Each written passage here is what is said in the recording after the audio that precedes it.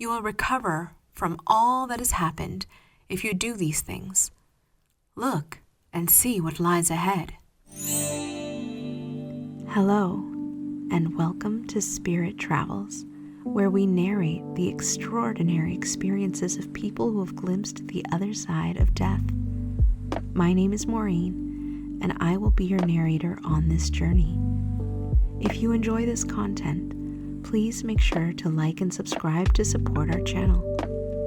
Now let's begin. Today's experience is by Rick. I was working for the Georgia Department of Corrections in 1982 as a correctional officer. I worked a constant 7-day shift rotation, and this week was on the 12 a.m. to 8 a.m. shift. It was in December on a cold, brisk morning that I punched my time card and headed for home.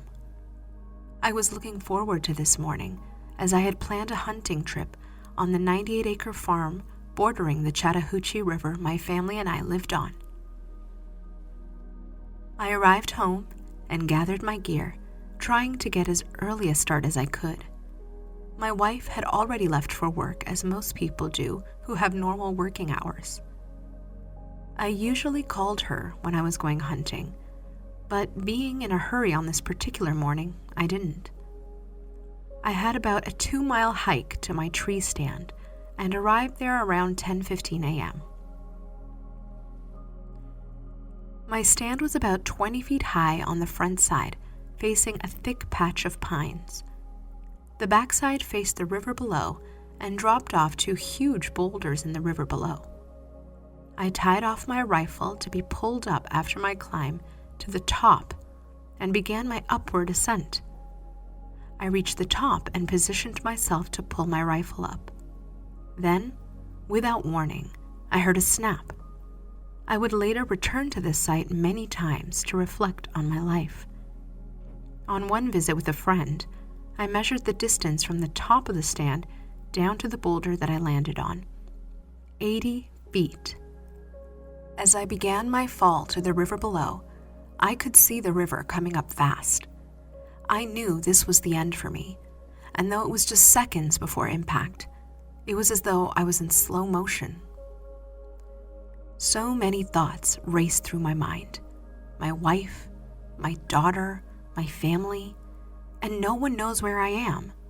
Would I ever be found? Then, darkness.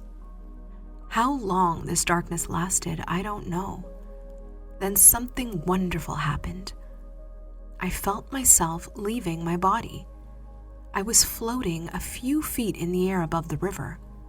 I looked down on my body with mixed feelings. I was bleeding from my mouth, nose, and ears, and saw a trickle of blood underneath me on the boulder. As I was reflecting on the state of my body, I felt a pulling and began to rise very fast. I was traveling at a high rate of speed, upward through the atmosphere. As I left the atmosphere, I looked back and could see the earth. Such a beautiful sight. It was so brilliantly lit. As I looked ahead, I could see the planets. I thought to myself, this couldn't be. Where's Jesus? I was never told anything like this could or would happen when I died. Faster and faster, the speed was increasing. I saw other star systems and galaxies as I raced onward. I entered what seemed to be a hole of some sort. It was long and dark. However, around me, I saw streaks of light made up of every color in the spectrum. I saw a faint light growing brighter and brighter in the distance up ahead. As I entered the light, I felt it all through my being. I was not afraid anymore. Then all of a sudden, I was standing before a massive set of steps. They led up to what seemed to be a bridge or walkway of some kind. In the distance, I saw a sign so magnificent and astounding. A city made up of what seemed to be glass or crystal. The lights were of many colors that radiated from it. Never have I seen such a sight. I began walking toward the city in a daze of unbelief. So many questions raced through my mind. I had to know where I was. What was happening to me? I reached the front of the city and saw a double door that looked to be about 30 feet or so in height and width. It shined as if it was polished. As I stood there, wondering, the doors began to open. I took a step back and looked inside. I could see what appeared to be people walking about on the inside, much like they do in a mall here on Earth. These people, though, were dressed very different. For one thing, they all seemed to be dressed in some sort of robes with hoods. I entered through the doors in amazement at what I was seeing. The inside was massive. It seemed to be square in shape, with a balcony all around that led down to different levels. I walked up and looked downward over the balcony. It seemed to go on forever. As I looked up, I saw many passing by me, yet no one seemed to notice me. Then, as one was approaching me, he suddenly stopped. He slowly raised his head, and I could see his face. He appeared to be a human form in every respect but one. His eyes, no pupils, yet they seemed to change colors in colors of blue. His hair was snow white. I wanted to speak, but before I could, he turned and pointed to a long hallway. Though we never spoke, I knew I was to go down this hallway. Then, as if nothing had ever happened, he continued. I knew I had to as well. Something was beckoning me forward. I walked a long walk down to the end of this hallway. I did not turn to the right or the left. I knew somehow that my questions were about to be answered. Again, I saw before me a massive double door. It seemed to be some type of metal, whether gold or not, I could not tell. Suddenly, the doors opened. I heard a voice, though not as we speak, but from inside of me. It seemed to say, "Enter." I did as I was told, and the doors shut suddenly behind me. I was afraid for the first time. Total darkness, total silence. Then after a space of time, the length of which I could not determine, a bright light began to glow in the room. Brighter and brighter it became. It was somewhat above me and in front of me. I tried to look, but was almost blinded from it.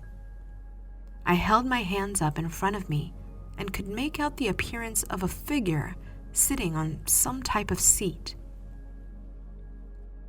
Then, without warning, it happened. "What have you done with your life?" The voice penetrated my very being. I had no answer. Then to my right, I saw what seemed to be like a movie, and I was in it. I saw my mother giving me birth, my childhood and friends.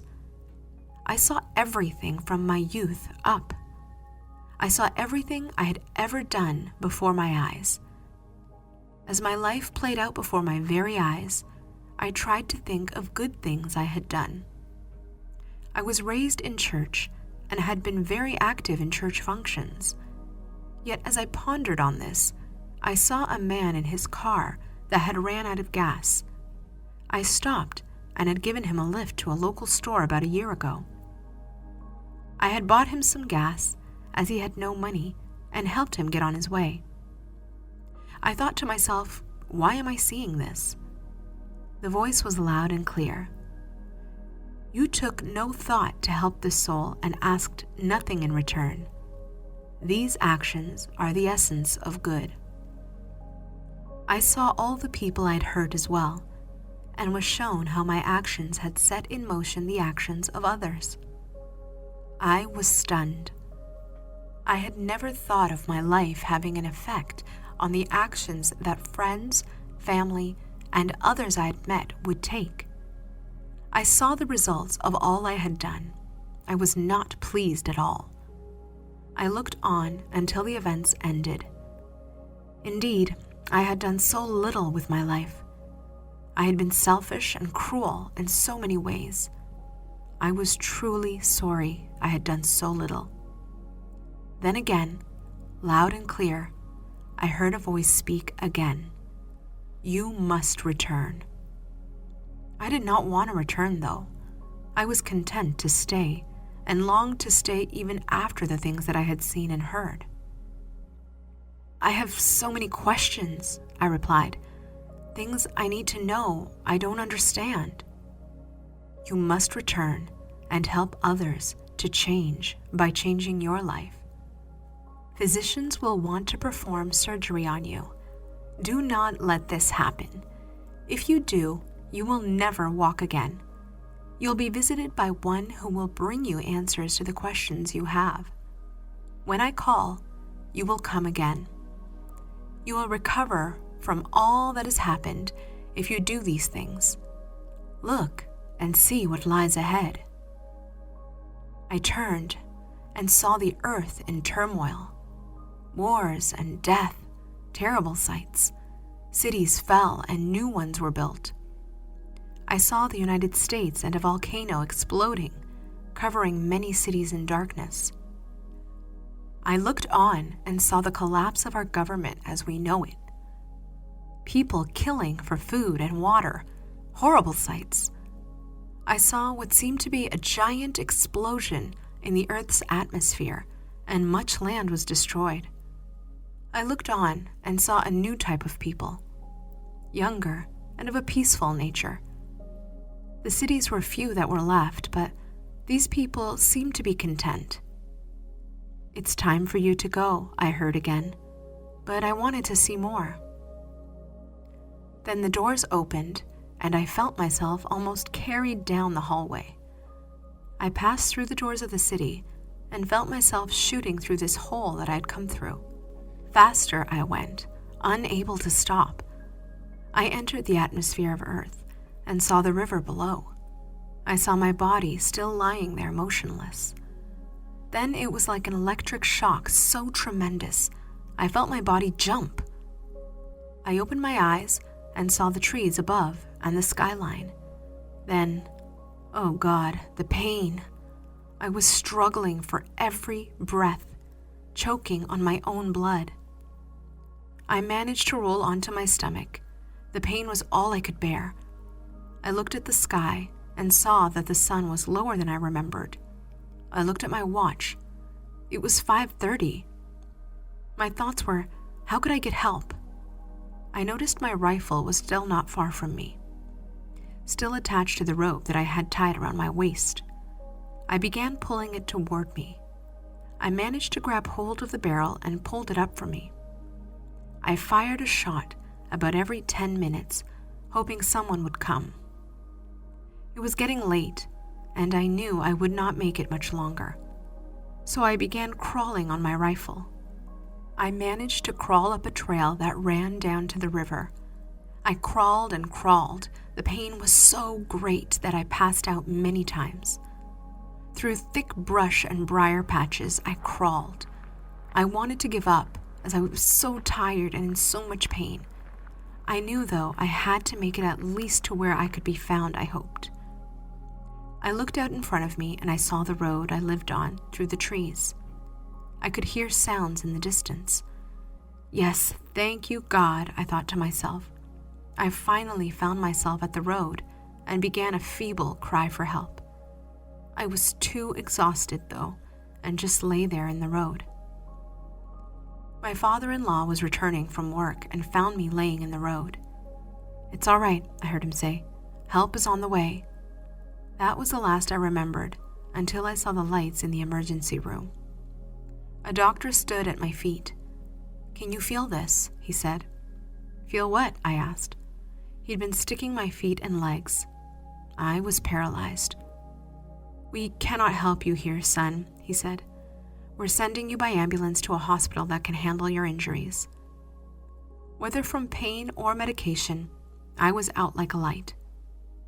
The next afternoon, I awoke to find 2 doctors standing at the foot of my hospital bed. They introduced themselves as my attending physicians and proceeded to explain to me that I must undergo surgery at once. The bones in my back that were broken were putting pressure on my spinal nerve, causing paralysis. Then I heard the warning that I'd heard before. Do not let them perform surgery, or you will never walk again.